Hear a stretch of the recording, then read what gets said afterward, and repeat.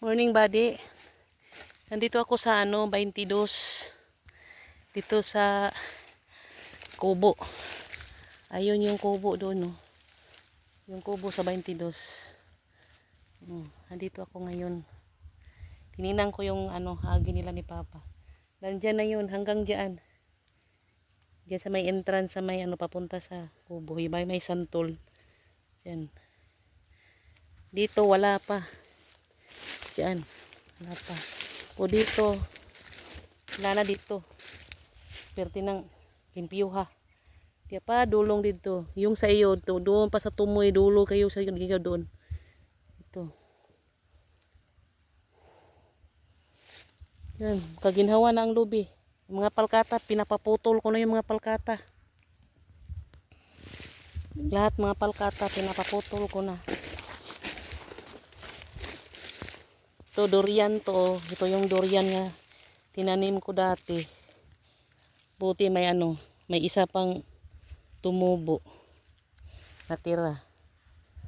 To ilang puno tong tinanim ko. Sakto lang to, malayo sa lubi. Ayan. Ilang puno to, apat to hanggang doon. Isa lang ang nabuhay. Sobra bang sukan na ba? Buti nga Ayan yung mga niyog na yan. Kailangan talaga matabasan yan. Makita na yan. Yan. Ito, matulad to sa baliti. Naarawan na siya. Wala nang mga marang. Pinapaputol ko yung mga marang. Ayan, yung mga niyog na yan. Lalaki na yan.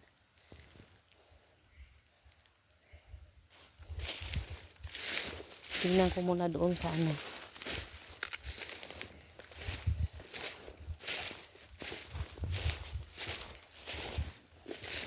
Grabe.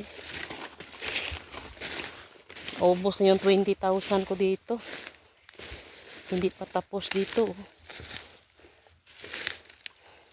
Dito pag nag-spray walang problema kasi may dyan. Tingnan ko muna doon sa mo.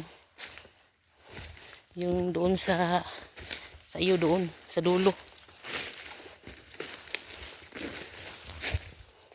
Kay kuya to dito. Ako lang nandito. Si Papa nandoon sa Ayaw niya pumasok dito. Ay, ulay buta dala. Kinuha ko yung buta niya. Ayan biro mo naman yan Katulad sa baliti talaga dati. Tingnan mo yaman ganyan. Pinatabas nila. Diyos ko po. Okay lang sana kung isang taon, isang beses magpatabas. Para yung di naman masyado siya mahirap tabasin. Ayan yung mga niyog yung mga niyog na to galing talaga sa Buanga to. Grabe yung mga niyog na yan. Mga niyog pa yan ni lola mo. Abunuhan ko to. Abunuhan ko to ng asin para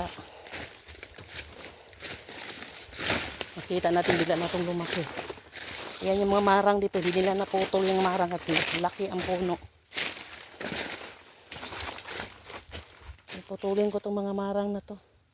Dalhan to ng atsa dito. Kasi may mga niyog dyan Ang daming patay sa niyog. Ilang. Patanda na itong mga niyog na to. Tingnan mo naman yan.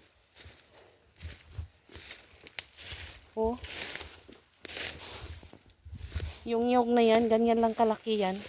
7 taon na yan ay sa baliti nga nagsimula na nagbungahan yung iba. Yan Diyos ko po. Ito pwede silaban, pasilaban to nako. Ubos yung niyog na yan.